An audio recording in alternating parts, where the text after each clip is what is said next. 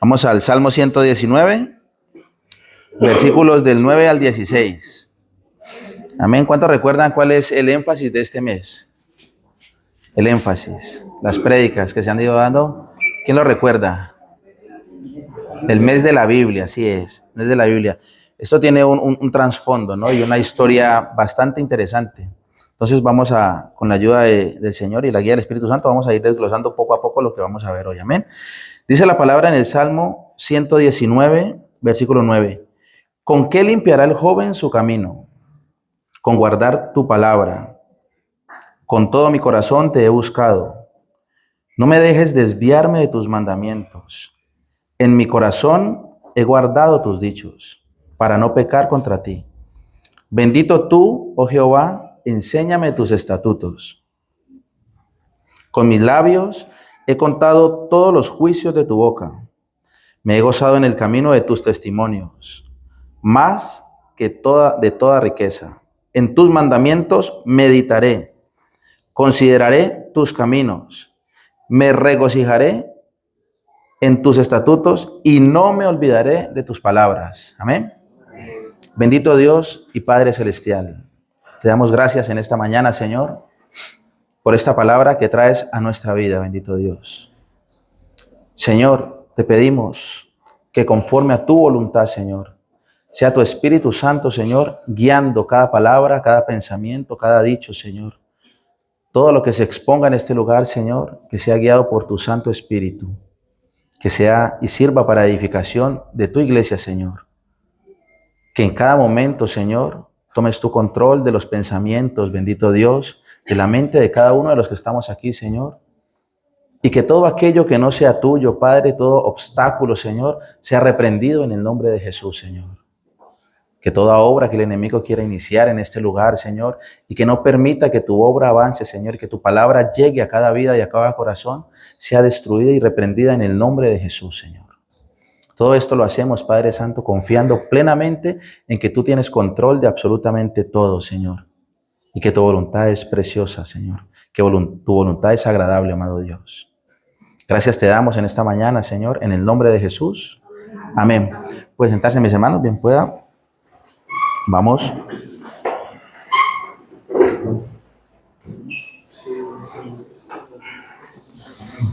Gloria a Dios. Gloria al Señor. Tenemos un pequeño inconveniente técnico.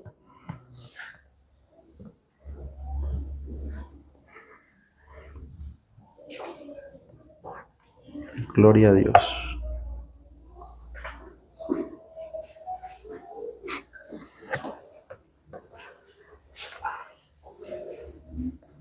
Con esto de la tecnología a veces nos atropella, mis hermanos. ¿Amén? Pero bueno, aquí estamos. Gloria al Señor. Dice la palabra, ¿con qué limpiará el joven su camino? Con guardar tu palabra. Ese es el énfasis de este mes. Estudiar la palabra de Dios. Pero mis hermanos, en esta ocasión vamos a estudiarla desde dos énfasis distintos. Vamos a ver un poco de lo que es y cómo se construye esta palabra que tenemos cada uno de nosotros en nuestras manos. ¿De dónde salió? ¿Por qué salió? ¿Quiénes fueron los responsables materiales? Porque obviamente el autor es Dios. Todo fue inspirado por el Espíritu Santo, guiando a cada uno de los escritores de la palabra. Amén. Entonces, mis hermanos, vamos a recordar un poco, para los que de pronto no han tenido la oportunidad de estar en los cultos anteriores, vamos a recordar un poco lo que se ha visto en las clases anteriores. En una de las primeras clases vimos un poco acerca de cómo el libro pasó de ser transcrito al castellano, ¿vale? Porque el idioma original en el que estaba, ya sabemos que la Biblia fue escrita en en dos idiomas, en griego y en hebreo, amén, y una pequeña porción en arameo, amén. Entonces, para poder que llegara este libro a nuestras manos, hubo un responsable que fue Casiodoro de Reina, era un religioso. Por allá en el 1956, nuestro hermano Mauricio nos explicaba un poco acerca de esto. Él Él transcribió la palabra de Dios al castellano, por eso tuvo muchos problemas, muchos inconvenientes, le tocó huir. Amén. Entonces, vemos que desde el principio la palabra ha sido perseguida. ¿Por qué? Porque al enemigo no le conviene que usted y yo la escuchemos, no le conviene que usted y yo la leamos, que la estudiemos, que meditemos en ella. Volvemos al mismo versículo. ¿Con qué limpiará el joven? Y esto no es solo para los jóvenes. Acuérdense que la palabra de Dios es escrita para todos nosotros. En este caso, en esta ocasión, se le escribió a un joven, pero es para usted y para mí, sin importar la edad que tengamos. ¿Con qué limpiaremos nuestro camino? Dice, con guardar la palabra de Dios. Entonces, por allá en 1956, este religioso Casiodoro de Reina, que luego se volvió protestante, él la transcribió al castellano. Y seguido de eso, hubo una revisión hecha por su compañero, un monje Jerónimo, Cipriano de Valera. Entonces, para que aprendamos un poco de dónde viene esta Biblia, ¿no? La traducción que tenemos muchos aquí, de Reina Valera de 1960. Eso es porque hubo dos hombres que Dios tocó y puso en su corazón transcribirla al castellano, hicieron este trabajo. Mis hermanos, luego vimos un poco acerca de también con nuestro hermano Mauricio, nos hablaba acerca de que este es el libro del plan perfecto. La Biblia tiene una coherencia que es extraordinaria, es maravillosa. Desde el principio, desde Génesis 1:1 hasta Apocalipsis, la Biblia cuenta una sola historia. Hermano Francisco en alguna clase nos enseñaba acerca de la historia, que es una sola, es la historia de la redención. Y ese es el plan perfecto de Dios. Todo lo que usted quiera saber acerca de su salvación, todo lo que usted quiera estudiar acerca de qué debe hacer para seguir a Dios, todo está aquí. Todo está aquí. El canon ya está cerrado. Si alguien, dice la palabra, trae un evangelio distinto al que está plasmado en este sitio, el tal sea llamado anatema. Decía que aun si un ángel del cielo baja y dice que hay otro evangelio distinto, el tal sea llamado anatema. Anatema es maldición, mis hermanos. Amén. Entonces vimos como nuestro hermano nos explicaba en una de las prédicas que hemos visto acerca del plan perfecto de Dios. Donde usted quiera que lea la palabra de Dios, usted va a ver a Jesucristo plasmado ahí. Si usted ve por allá y vamos a Génesis con Abraham e Isaac, Isaac no fue crucificado. Isaac no pudo ser sacrificado tampoco. El Señor lo impidió. ¿Por qué? Porque realmente la sangre que tenía que derramarse era la de nuestro Señor y Salvador Jesucristo. Ninguna otra sangre tenía que derramarse por redención de nadie. Amén. Entonces, hoy vamos a dividir esta prédica o esta exposición de la palabra en dos partes. Lo primero que vamos a hacer es meditar acerca de cuánto tiempo transcurrió, o mejor aún, durante cuánto tiempo o en qué lapso se escribió la palabra. Muchos lo conocerán, otros no, pero la idea es que todos salgamos de aquí con un conocimiento un poco más amplio de lo que es la palabra de Dios. La palabra del Señor fue escrita en un lapso de 1500 años. 1400 años antes de Cristo y 100 años después de Cristo. Amén. Entonces, para los que están tomando nota, es muy importante conocer de dónde salió esta palabra, porque dentro de una de las ramas de la teología, la apologética, se estudia el énfasis, se estudia con énfasis en la defensa del evangelio. Si nosotros vamos allá y le predicamos a las personas acerca de un evangelio, de una palabra viva, eficaz, de un Jesucristo que se fue crucificado, que murió y, como decía nuestro hermano, resucitó para redención de nosotros, pero usted y a mí nos preguntan, venga, ¿y dónde salió ese libro? Y a mí, ¿quién me dice que ese libro que usted tiene en la mano? Porque para las personas que lo desconocen, es un libro simplemente. ¿Quién me dice que eso es algo particular? ¿Qué tiene de especial? Que fue primero que todo escrito en un lapso de 1500 años. Ya no hay ningún libro que se pueda escribir en ese tiempo. Aparte de eso, mis hermanos, es un libro que fue escrito por 40 autores, 40 personas como usted y como yo, que el Señor escogió, inspirados por el Espíritu Santo, para escribir su palabra. Amén. La palabra del Señor tiene una exactitud histórica. Cuando nos ponemos a estudiar cada libro, cada acontecimiento que ha ocurrido, si vamos a las bases históricas, podemos ver que hay trazabilidad de todo. ¿Ya? Lo más reciente, ¿cuántos han escuchado de los libros que se encontraron cerca del Mar Muerto? Unos pergaminos que se encontraron, los encontró un beduino, un hombre de esta área, encontró unos libros, unos rollos, unos papiros. Y la exactitud con la que ven estos fragmentos que se pueden rescatar con respecto a los libros, por ejemplo, de Isaías, es increíble, mis hermanos. O sea, la Biblia como tal demuestra una pureza en su transcripción de generación en generación. O sea, podemos tener usted y yo la certeza de que es un libro, por eso se llamaba el libro de libros, que tiene toda la palabra del Señor, inspirada por Él directamente y que no ha sido corrompida. Amén. Si bien es cierto, hay personajes que han querido sacar sus propias versiones, pero estas personas que han querido hacerlo fácilmente han sido descartados por muchos teólogos estudiosos, como por ejemplo los testigos de Jehová, que tienen su propia versión, su propia transcripción de la Biblia, donde le quitaron. La palabra del Señor dice que cielo y tierra pasará, pero su palabra no pasará. Que a la Biblia no se le puede ni añadir ni quitar una tilde, dice la palabra. Amén. Entonces, vemos la veracidad de lo que usted y yo tenemos en las manos. Amén. Cuando en muchas ocasiones nos encontramos personas que nos dicen, venga, pero ¿y a mí quién me dice que esa palabra de Dios que usted tiene en sus manos o ese libro es un libro que ha sido transcrito de manera fiable? ¿Cómo le podemos nosotros refutar a una persona este argumento? ¿Cuántos han escuchado de Sócrates? De estas personas que hace mucho tiempo vivieron. Pues de Sócrates y de estas personas de antes, Julio César, un militar del primer siglo, de estas personas hay exactamente, de Julio César hay 250 copias de todo lo que él hizo. Y aún así la gente cree que existió Julio César. Pues mis hermanos, del Nuevo Testamento, solo del Nuevo Testamento y solo en griego, tenemos más de 5.800 copias.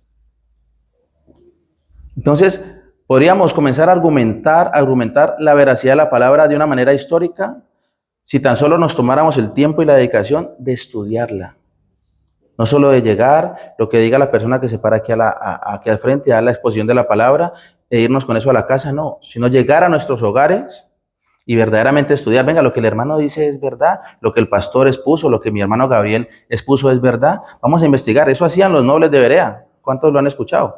Pues allá en el libro de Hechos, en el último capítulo. Ellos escuchaban atentamente lo que predicaban los discípulos. ¿Y qué hacían ellos? Ellos iban a su casa y comenzaban a escudriñar. Escudriñar es profundizar. Escudriñar no es simplemente irnos con el mensaje y decir, no, sí, yo le creo a mi hermano Gabriel, a mi hermano Johnny, porque aquí dice que es, no. Escudriñar es, venga, ¿realmente eso es lo que dice? ¿O hay una mala interpretación de la palabra? ¿O realmente lo que se está predicando no es la verdad? Entonces, estos nobles hacían eso. Entonces, la invitación, mis hermanos, es para que escudriñemos esta palabra que usted y yo tenemos aquí en las manos. Amén. Vamos a ver también que en cuanto a la fiabilidad de la palabra de Dios, se encuentran referencias cruzadas. ¿Cuántos han leído en algún libro de la palabra que usted ve en la letrica pequeñita y dice, esto también se encuentra en Josué, o esto también se encuentra en no sé? Bueno, de este libro, denominado por un profesor de Harvard como un libro hiper vinculado. Hiper quiere decir que tiene muchas vinculaciones, que es un libro extraordinario, que es imposible que un ser humano como usted y como yo lo podamos haber escrito.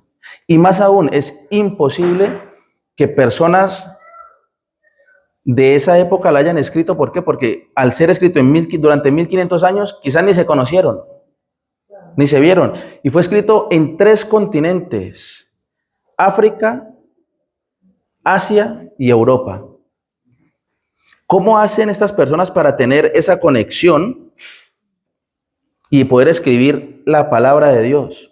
Entonces, por eso este profesor de Harvard lo denominaba como un libro hipervinculado, o sea, que es una cosa que científicamente no se puede explicar. ¿Cómo se hace? ¿Qué pasa con eso?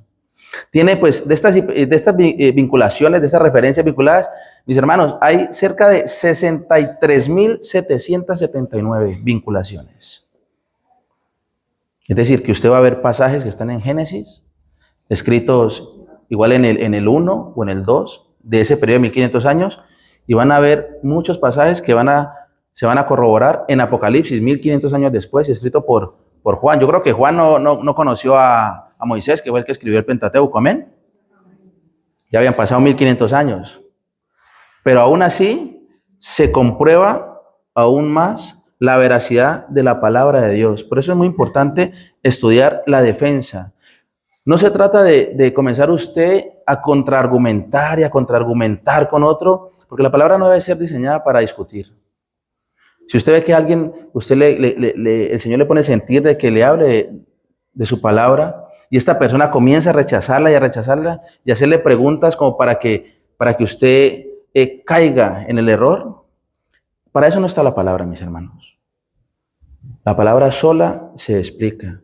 Ella sola, con la inspiración del Espíritu Santo, usted y yo la entendemos y la podemos dar a las demás personas, pero no es para contraargumentar. Sí podemos debatir, sí, líneas de pensamiento, podemos debatir con una persona. Hay muchas personas ateas que dicen que no creen en un Dios. Pues la palabra nos demuestra mucho acerca de eso. Y cuando ellos piden la fiabilidad de esto, ya usted va a tener la respuesta para dársela.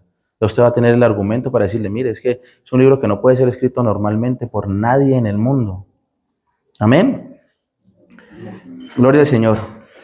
Ahora en la segunda parte veremos cómo este extraordinario libro, llamado por muchos, pero cómo la palabra de Dios nos habla a nosotros los cristianos. Ella fue escrita en el tiempo en el que fue escrita para ese tiempo, pero a la vez también para nosotros. Amén. Cuando el Señor nos habla por allá, no os embriaguéis con vino. Sí, era un contexto, pero también nos decía a nosotros, vean, no sean borrachines. Eso no está bien. Sino embriagados con el Espíritu Santo, o sea, sed llenos del Espíritu Santo. Entonces tenemos que aprender y pedirle la dirección al Espíritu Santo acerca de cómo debemos de leerla, cómo debemos de interpretarla, que Él sea el que nos enseñe y que nos guíe. Amén, mis hermanos. En el versículo 10 dice, con todo mi corazón te he buscado. No me dejes desviarme de tus mandamientos. ¿Dónde vamos a encontrar los mandamientos? En la palabra. Entonces, lo primero que usted tiene que aprender y que yo tengo que aprender, mi hermano, es que tenemos que creer 100% en su palabra. Dice que es viva y eficaz, amén. Cuando la palabra del Señor habla de que es más cortante que espada de doble filo, ¿cuántos han leído esa palabra? Es más cortante que espada de doble filo, amén. Dice que es más cortante, ¿por qué? Porque normalmente, en esta época, las espadas que tenían un solo filo eran totalmente distintas. No eran denominadas espadas. Realmente los que combatían eran los guerreros, los soldados, que por donde ellos pasaban, cortaban, por donde sea. Eso es la palabra de Dios. Ella, en cuanto entre y le permitimos que ella hable a nuestras vidas, va a entrar, va a tocar nuestro corazón, va a entrar hasta nuestra alma. Dice la palabra del Señor, que parte los tuétanos, que penetra hasta los tuétanos.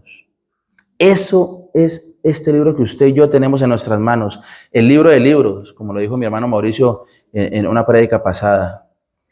No es simplemente aquel libro que vemos en muchas casas, no sé a cuánto les ha pasado, que con una atril similar a abiertica en el Salmo 91, y ya con eso está protegida mi casa, porque está abierta en el Salmo 91, no sé, en mi casa había una así, no sé si en la de usted, pero en mi casa había una así, y estaba llena de polvo. ¿Por qué, mis hermanos? Porque no se estudiaba. La teníamos como un amuleto, ¿puede ser?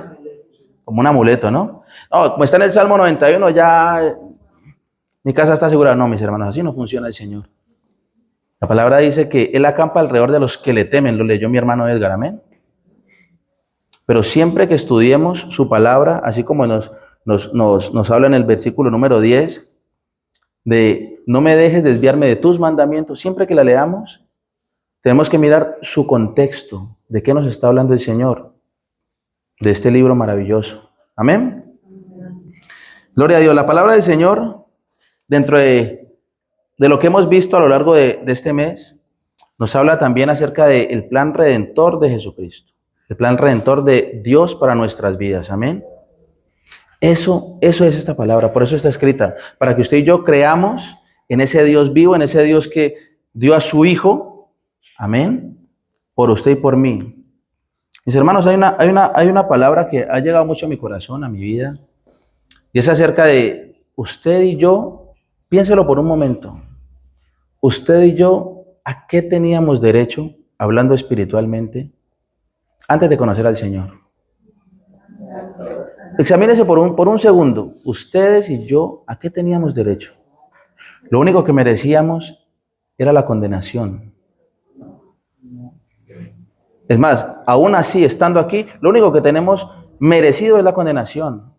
Porque Dios, en el plan perfecto, Él envió a su Hijo a una cruz a morir. ¿Cuántos tienen hijos aquí? Primos, papás. Bueno, Él envió a su único Hijo, unigénito Hijo, a morir en una cruz por usted y por mí. Que no teníamos derecho a eso. De eso habla esta palabra. Es como que alguien venga, yo tengo 4 hijos, es como que alguien venga y cojan a un asesino. Esta persona acabó de matar 3 mujeres, 2 niños, 4 perros y un gato. Lo van a condenar a muerte. Pero si usted manda a uno de sus hijos, esta persona no le hacemos nada. ¿Cuánto lo hacían? ¿Cuánto lo harían? ¿Verdad? Ninguno de nosotros. Por eso, mis hermanos, esta palabra es única. Porque eso fue lo que nos dio nuestro Padre Celestial. Eso es lo que nos enseña aquí en la Biblia. Que Él, el Señor Jesucristo, aún así Él siendo Dios, dice la palabra del Señor, que Él no se limitó a ser solo Dios. Se despojó a sí mismo de todo y vino aquí a morir en esa cruz por usted y por mí, sin tener que hacerlo. Porque lo único que usted y yo merecíamos y aún merecemos es la muerte, mis hermanos. Por cuanto todos pecaron, dice por allá en Romanos, todos pecaron, mi hermano, mi hermana, usted y yo, todos hemos pecado, tenemos derecho a una muerte eterna. Eso es lo único que tenemos derecho. Pero dice el Señor que Él vino ¿para qué? Para dar vida y vida en abundancia. Amén. A eso vino el Señor. Y todo lo vamos a ver aquí. Si usted quiere aprender más del Señor, más de Dios, venga, y el Espíritu Santo, ¿qué hace? ¿Cuál es la función de esta persona maravillosa de la Trinidad? Lo hemos estado estudiando en las clases de la mañana. Lo va a encontrar aquí, mi hermano. No se ponga a buscar libros. Hay libros muy buenos de teología, de autores y teólogos muy buenos. Pero antes que ir a libros, véngase a la palabra. Una vez usted ya leyó la Biblia 2, 3, 4 veces como mínimo, busque libros. Busque libros. Pero antes, la palabra tiene que ser, dice en uno de los salmos, como esa miel. Amén. Que debe ser dulce a nuestro paladar. Aprender más del Señor, aprender más de Jesucristo. Dice en el versículo número 11, en mi corazón he guardado tus dichos. Amén. Para no pecar contra ti. ¿Usted quiere tener un manual de vida? Por ahí se lo escuché a algún predicador. ¿Un manual de vida? Lea la Biblia. Si usted y yo aprendemos que a Dios no le gusta que estemos diciendo cosas que no tenemos que decir, y no hablo solamente de vulgaridades, groserías, no. Estoy hablando de chismes, de murmuraciones. Todo eso sale de nuestra boca. Amén. Todo eso sale de nuestra boca. El Señor nos enseña a través de su palabra que si he guardado tus dichos, no voy a pecar contra Él.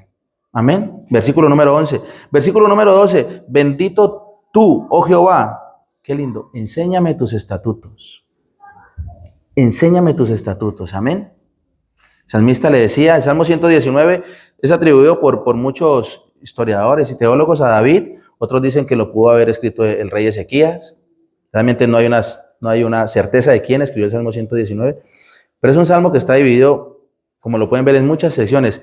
En esta sección en particular, ustedes pueden ver en sus Biblias, los que tengan la Reina Valera 1960, pueden ver que en sus Biblias, en la parte de arriba, hay una palabrita. ¿Cuántos la ven? Bet. ¿Amén? Esa palabrita, el significado de esa palabra es casa. Casa.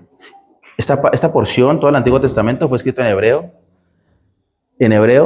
Y en esta parte, el salmista quería hablar de eso, de lo que se necesita usted y yo, lo que necesitamos dentro de nuestra casa, nuestro hogar. Y ahora, actualmente, cada uno de ustedes y yo somos templo del Espíritu Santo. ¿Qué debemos hacer? Dice, en mi corazón he guardado tus dichos para no pecar contra ti. Examinemos cada cosa que hacemos, que decimos, mis hermanos. Que sean de provecho, que sean de edificación.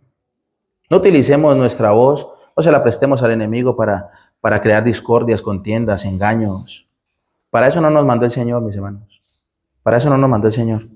Dice la palabra en el versículo número 13. Con mis labios he contado todos los juicios de tu boca. El 14. Me he gozado en el camino de tus testimonios más que de toda riqueza. A eso nos llama Dios, mis hermanos. A gozarnos en su palabra, a gozarnos y a deleitarnos compartiendo con nuestros hermanos. A eso nos llama el Señor. Que si vemos a algún hermano, alguna hermana, si me ven a mí, a mi esposa, a mis hijos, que estamos desfalleciendo, porque aquí ninguno somos producto terminado, mis hermanos, bájense de esa nube, como decimos nosotros. Usted y yo no somos productos terminados. La palabra del Señor nos enseña que tenemos que ir de santificación en santificación. Es decir, que si vemos a cada uno de nosotros que está pasando por dificultades, la palabra nos enseña es a ayudarnos entre nosotros, a edificarnos entre nosotros. Amén. Dice, a deleitarnos, a gozarnos. Me he gozado en el camino de tus testimonios, dice el Señor. Aprendamos a gozarnos en eso. Y no solamente en la congregación. Afuera hay muchas personas que obviamente, como usted y yo, necesitan de Dios, pero también pasan por momentos difíciles. Momentos en los que quizás no tienen comida en su casa, en sus hogares. Momentos en los que quizás se ha roto el coche, como alguno de mis hermanos acá, como a mí me ha pasado, como a muchos nos ha pasado. Deleites en los mandamientos, en todo lo que el Señor les manda. Dice la palabra que el Señor nos enseñó por allá en Mateo, que Él resumió toda la ley en un solo mandamiento. En dos. Uno, amar a Dios sobre todas las cosas. Amén. Si ya no hacemos ese, mi hermano, ya no, no busquemos el segundo siquiera, porque va a ser imposible. Y dice, y el segundo es similar. Ama a tu prójimo como a ti mismo. Pero tenemos que tener el primero, mi hermano. Tenemos que estar cumpliendo ese primer mandamiento. ¿Por qué? Porque está escrito en la palabra de Dios. Si lo buscamos, como dice el Señor, en espíritu y en verdad, ustedes y yo vamos a poder entender estos pasajes.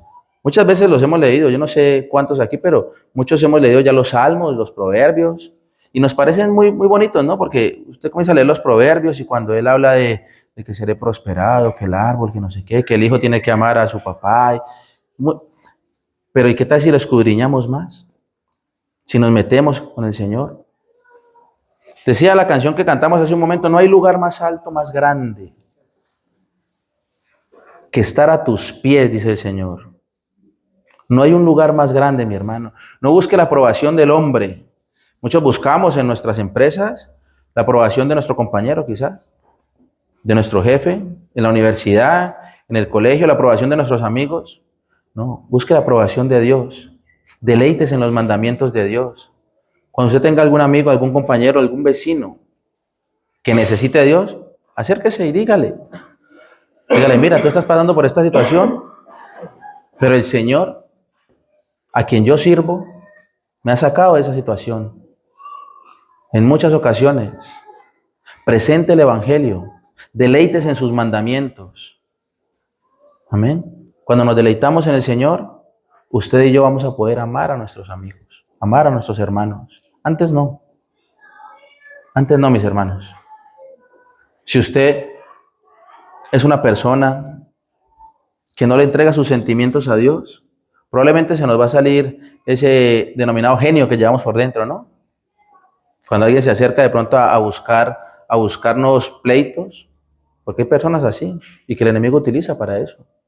Si usted y yo no estamos deleitándonos en la palabra del Señor, no estamos doblando rodillas, disfrutando en la presencia de Dios, créame, mi hermano, que usted y yo vamos a caer muy fácilmente. Muy fácilmente. Dice la palabra más adelante, en tus mandamientos meditaré, consideraré tus caminos. La palabra meditar, aquí en la escritura, no es la palabra meditar que utiliza el budismo, ¿no? Los budistas, ellos utilizan la meditación, ¿no? ¿Cuántos han visto esas frases por ahí en algún box o así? De medita, tú puedes con todo, y se sientan y hacen un poco de cosas y vacía tu mente para que se llene. Esa meditación no habla la palabra. La palabra nos llama a hacer totalmente lo contrario. Esa meditación, eso es diabólico, mis hermanos. A la meditación a la que nos llama la palabra es a meditar en ella. Pero si no la leemos, no vamos a poder escuchar al Señor. No vamos a poder meditar. Si usted lee la palabra y usted está pasando por un momento difícil o quizás un momento de gozo, usted va camino al trabajo, va camino a la universidad o está en su casa sencillamente leyendo o viendo algún programa y de pronto le llega esa palabra a su mente. Esfuérzate y sé valiente, ¿no? Esa es icónica, ¿no? Esfuérzate y sé valiente. ¿Pero qué es esforzarse? Esfuérzate y sé valiente. Uno dice, no, esfuérzate y sé valiente porque yo estoy contigo todos los días, ¿no? Pero nos quedamos con la parte bonita, porque yo estaré contigo. Nunca le prestamos atención al contexto. Esfuérzate. Mi hermano, para los que no poseemos mucha talla, muchas veces hay cosas altas y nos toca esforzarnos, mis hermanos. No, ¿a cuánto les pasa, mis hermanos? ¿No? Nos toca esforzarnos. Eso es esforzarse. ¿No? Esfuérzate, no alcanzo, Señor, no llego, pero el Señor dice, esfuérzate y sé valiente. Esfuérzate. ¿Y esforzarse qué es? Leer la Escritura. No, Señor, pero es que no la quiero leer. Muy bien, léala, así no quiera. No tengo ganas, léala sin ganas. El Señor coloca las ganas luego. Amén. Pero tenemos que ser fiel a la meditación en la palabra del Señor. Mis hermanos, por esta palabra muchas personas han muerto. Nuestro Señor Jesucristo dio el ejemplo en una cruz por usted y por mí, donde tendríamos que estar usted y yo. Nadie más. Ustedes y yo tendríamos que estar ahí en esa cruz. Pero Él nos dio el ejemplo. Luego vinieron sus apóstoles. Si estudiamos acerca de cómo murieron sus apóstoles, mis hermanos, van a encontrar que realmente fueron martirizados.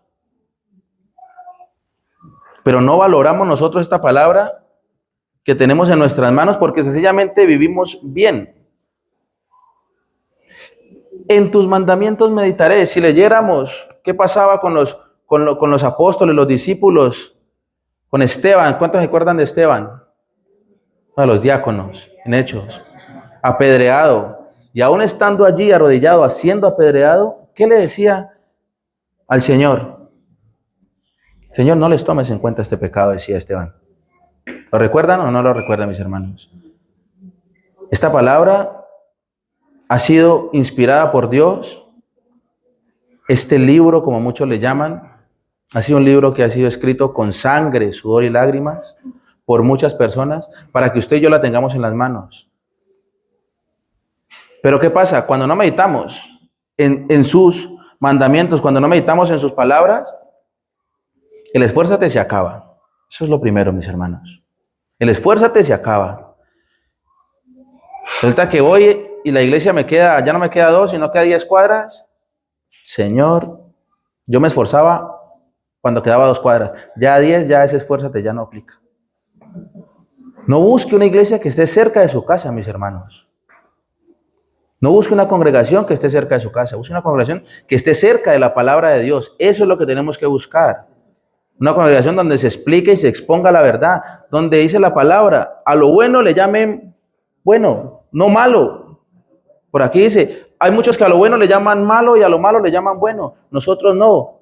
Nosotros tenemos que llamar aquí y ser radicales en eso. Nuestro sí debe ser sí. Mi hermano, el pecado es pecado. La palabra nos enseña eso.